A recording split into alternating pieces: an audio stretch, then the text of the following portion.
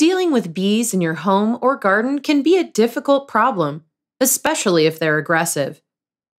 But before you call an exterminator or reach for a can of pesticide, try to get a close look at the bees to determine what kind they are. For instance, if they're slender and mostly hairless, they might be wasps or hornets instead of bees. On the other hand, true bees tend to be fuzzy and have wider waists. Big round bees may be bumblebees or carpenter bees, while honeybees tend to be smaller and narrower. Keep in mind that most true bees aren't that aggressive, and many are helpful to the environment. So if they're not actually inside your home, you may not need to get rid of them. Whatever kind of insect you're dealing with, it's best to call the professionals instead of trying to get rid of them yourself. If you're pretty sure they're bees, call a beekeeper or a pest removal service that specializes in bees.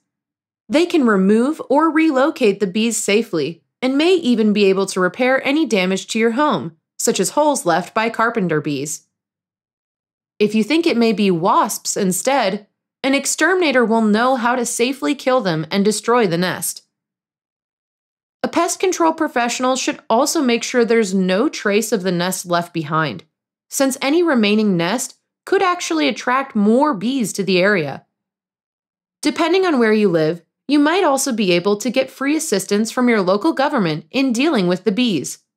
Once the bees are gone, seal up any gaps or cracks in your home where new bees could come in.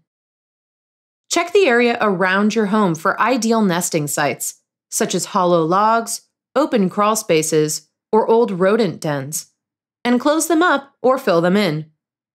This should help prevent the bees from returning.